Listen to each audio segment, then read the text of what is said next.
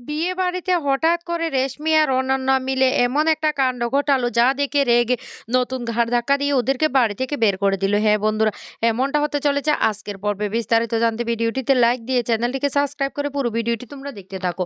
গল্পের শুরুতে আমরা দেখতে পারবো অনন্যা আর রেশমি মিলে বিভিন্ন ধরনের কথা বলতে থাকে কমলিনীকে, এমনকি বাবিনের যে সুইসাইডের ঘটনাটা সেটাও পাড়া প্রতিবেশী সবার সামনে খুলে বলতে থাকে। তখন বড্ড রেগে যায় নতুন। নতুন তখন বলতে লাগলো, "বৌদি তোমাদেরকে বলেছি এখানে আসতে, আর তোমরা এসে এইভাবে অপমান করছো কমলিনীকে, সেটা আমি কিছুতে সহ্য করতে পারবো না।"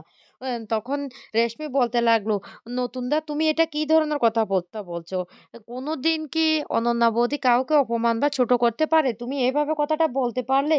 নতুন তখন বলতে লাগলো, "তোমরা রীতিমতো কমলিনীকে অপমান করছো আর এখন এই কথাটা বলছো?" কমলিনী তখন বলতে লাগলো, "ও বৌদি তোমরা যে আমাকে ভালোবাসছো আমরা সেটাকে অপমান ভাবছি। আসলে আমরা না একদম অশিক্ষিত বোকা।" তখন রেশমি বলতে লাগলো, "ওমা বুড়ি তুমি এটা কি ধরনের কথাবার্তা বলছো? আর প্রতিবেশীরা যে তোমাদের বাড়ির এই ঘটনাটা জানতো না সেটা তো আমি জানতাম না। আর সেইজন্য আমি কথাটা বলে ফেলেছি। ও আপনারা তাহলে জানতেন না?" তখনই বড় ঠাম্মি এমনভাবে রেশমিকে উচিত শিক্ষা দিয়ে বলতে থাকলো, "তোমাদের বাড়িরও তো অনেক ধরনের ঘটনা হয়ে থাকে। সমস্ত ঘটনা কি তোমরা পাড়াতে ঢোল পিটিয়ে, পিটিয়ে বলো? তোমরা তো এখানে একটা কাজে এসেছো, এমনকি আনন্দ করতে এসেছো। আর এই মুহূর্তে তোমরা এইভাবে কথাগুলি বলছো?"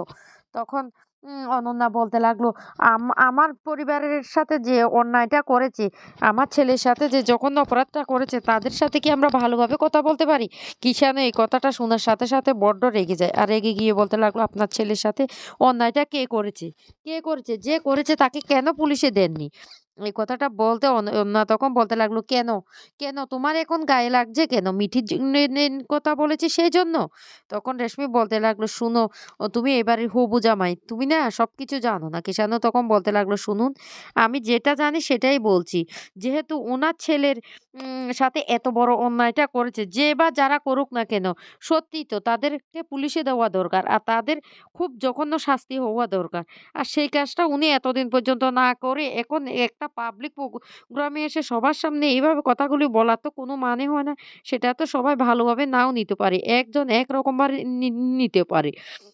এই কথা বলার সাথে, সাথে অনন্যা তখন বলতে লাগলো, "তুমি কি বলতে চাইছো?" তখনই কিষাণু বলতে লাগলো, আমি যেটা সত্যি সেটাই বলছি। আমার মনে হচ্ছে আপনার ছেলের সাথে এত বড় ঘটনাটা হয়ে গেছে। এখনো সময় আছে। আপনি প্লিজ পুলিশের কাছে যান। পুলিশের কাছে গিয়ে সবটা খুলে বলুন। আর যারা অপরাধী তারা যেন শাস্তি পায় সেটাই চান। কারণ আপনি তো একজন মা।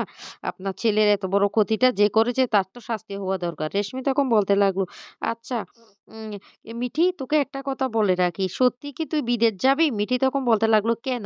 আমার বিদেশ যাওয়া নিয়ে তোমার কেন এতটা চিন্তা হচ্ছে?" তখন বলতে লাগলো, "তুই তো আগে যেতে পারিসনি। আর এখন সময়টাও চলে গিয়েছে। এখন কি যেতে পারবি?" মিঠি তখন বলতে লাগলো, "সেটা মৌকে ভালো করে জিজ্ঞাসা করো। মৌ তো তোমাকে ভালো করে বুঝিয়ে দিতে পারবে। আমি কি এখন যেতে পারবো না পারবো না। এখন কেন সে কথাগুলি আমাকে জিজ্ঞাসা করছো?" নতুন তখন বলতে লাগলো, "শোনো, এই ছেলেটা আমাদের বাড়ির মেয়েটাকে বিয়ে করবে। আর এই বিয়েটা হয়ে গেলে আমরা ওটা নিয়ে ভাববো। সেইজন্য অ ওকে সবাই হবু জামাই বলে বলছে।" এই বলে প্রতিবেশীদের কাছে পরিচয় করিয়ে দিই। কিষানও তখন বলতে লাগলো, "হ্যাঁ, আমি ভেবে দেখেছি আমি মিঠিকে বিয়ে করব। আর বিয়ের পর আমি মিঠিকে নিয়ে বিদেশ যাব।" তখন কমলিনীর দাদা বলতে লাগলো, "এটা একদম ভালো কথা বলেছ কিষান। সত্যিই তো। আগে বিয়েটা করবে তারপর বিদেশ যাবে। বিয়ের আগে বিদেশ যাওয়ার কথা মাথায়ও আনবে না।" তখন রেশমি বলতে লাগলো, "হ্যাঁ, ভালো বর পেয়েছে, ডাক্তার, ছেলে দেখতে খুব সুন্দর। এখন তো মিঠির একটু অহংকার হবেই।" মিঠি তখন বলতে লাগলো, "আমি আবার অহংকার কোথায় দেখালাম? কোথায় দেখালাম?" আর তখনই সেই মুহূর্তে বাড়িতে চলে আসে মিটিল। মিটিলকে দেখে সবাই অবাক হয়ে যায়। প্রতিবেশীরা তখন বলতে লাগলো, "এই মেয়েটার সাথে তো বাবিনের বিয়েটা ঠিক হয়ে গেছিল। আর এই মেয়েটা তো কালকেও দেখলাম এই বাড়িতে এসেছে। আর আজকে হঠাৎ করে শুনতে পাচ্ছি অন্য একটা মেয়ের সাথে বিয়ে হচ্ছে।" তখন আম রেশমি বলতে লাগলো, "শুন মিটিল, তোর জন্য না আমাদের বড্ড, বড্ড কষ্ট হচ্ছে।" অনন্যা তখন বলতে লাগলো, "আমার তো সেটা মনে হচ্ছে না। আমার তো মনে হচ্ছে উল্টো দিকটা। যা হচ্ছে ভালোই হচ্ছে। কারণ বিয়ের আগে সব ঝামেলা মিটে যাওয়াই ভালো। কারণ বিয়ের পরে একটা না একটা সমস্যা লেগেই থাকে।"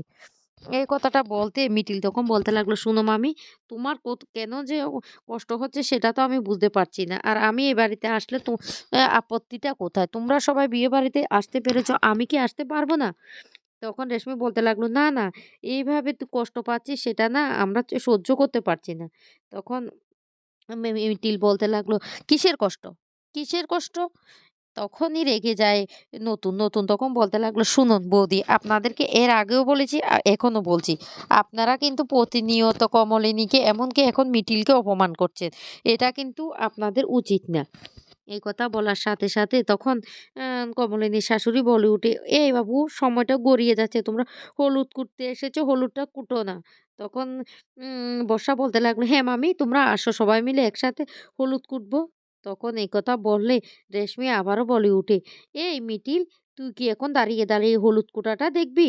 তখনই বলতে লাগলো, "হ্যাঁ, তাতে অসুবিধাটা কোথায়? আমি সবকিছু নিজের চোখে দেখব বলেই তো আমি এখানে এসেছি।" কমলিনী তখন খুব কষ্ট পেতে থাকে। এদিকে নতুনও খুব কষ্ট পায় মিটির জন্য।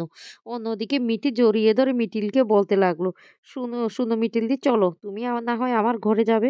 মিটিল তখন বলতে লাগলো, "শুন, মিঠি, আমি না সবকিছু দেখব বলে এখানে এসেছি। আমি ঘরে গিয়ে বসে থাকবো বলে তো এখানে আসিনি।" তখন প্রতিবেশীরা বলতে লাগলো, "ছেলেটা কোথায়? ছেলেটা এত বৎসর পর্যন্ত মেয়েটার সাথে সম্পর্ক রেখে এখন অন্য একটা মেয়েকে বিয়ে করছে। তারপরে এখন মুখ লুকিয়ে কোথায় বসে আছে? এই মেয়েটাকে এতটা কষ্ট দেওয়ার মানে কি?" মিটিল তখন বলতে লাগলো, "খবরদার! আপনারা এভাবে বাবিনকে কোনো কথা বলবেন না। আমি বলেছি, আমি বলেছি বাবিনকে বিয়ে করতে। আর বাবিন বিয়ে করছে, কোনো অন্যায় করছে না তো। আপনারা এভাবে বাবিনকে কেন বলছেন?" তখন অনন্যা বলতে লাগলো, "বাহ! বাহ! মিঠিল, তুমি পারো বটে। আসলে না তুমি অনেক দূর পর্যন্ত যেতে পারবে।" তখন একথা বলে হেসে মিঠিল বলতে লাগলো, "হ্যাঁ, পারবো তো।"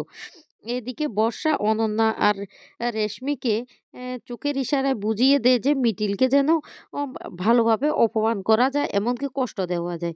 এইজন্য ওরা হলুদ করতে এমন একটা গান ধরে, যা শুনে মিটিল খুব কান্না করতে থাকে। মিটিল কান্না করলে তখন নতুন কাকু মিটিলকে জড়িয়ে ধরে বলতে লাগলো, "এই মিটিল, মিটিল, তুই এভাবে কান্না করছিস কেন? তোর কষ্ট হচ্ছে আমি বুঝতে পারছি মারে, তোর কষ্ট হচ্ছে।" তখন অনন্যা, রেশমি বলতে লাগলো, "ওমা! এতক্ষণ বলেছ ভাবিন বিয়ে করলে তুমি খুশি হবে। এখন আবার কান্নাকাটি করছো কেন বাপু?" তখনই নতুন রেগে যায়। আর রেগে গিয়ে বলতে লাগলো, "খবরদার! খবরদার! আপনারা এখানে এসেছিলেন একটা আনন্দ করতে। আর এখানে এসে দেখতে পাচ্ছি এবারে পরিবেশটাই আপনারা নষ্ট করে ফেলছেন। একটার পর একটা গন্ডগোল বাজিয়ে চলছেন। একবার কমলিনীকে অপমান করছেন, একবার বুবলাইকে করছেন, তারপর আবার মিটিলকে করছেন। এই বাড়িতে আপনাদের থাকার কোনো দরকার নেই। বেরিয়ে যান আপনারা।" অনন্যা তখন বলে উঠে, "নতুন, তুমি তুমি তোমার বৌদিকে এভাবে অপমান করে বাড়ি থেকে বের করে দিতে পারছো?" নতুন তখন বলতে লাগলো, "হ্যাঁ, আমার স্ত্রী সন্তানদের যদি কেউ অপমান করে সেটা আমি সহ্য করব না।" রেশমি তখন বলতে লাগলো, "সন্তান কোথা থেকে আসলো? এগুলো তো কমলিনীর সন্তান।" তখন বলতে লাগলো, "কমলিনী যদি আমার স্ত্রী হয়, কমলিনীর সন্তান আমার সন্তান। তাই আমার সন্তানকে কেউ রীতিমতো অপমান করবে সেটা আমি সহ্য করব না। তার থেকে বড় কথা, মিটিল আমার মেয়ের মতো। আমার মেয়েকে এভাবে আঘাত দিয়ে কথা বলার কোনো অধিকার তোমাদের নেই। বেরিয়ে যাও। তোমাদের দুজন না এ বাড়িতে থাকার দরকার নেই।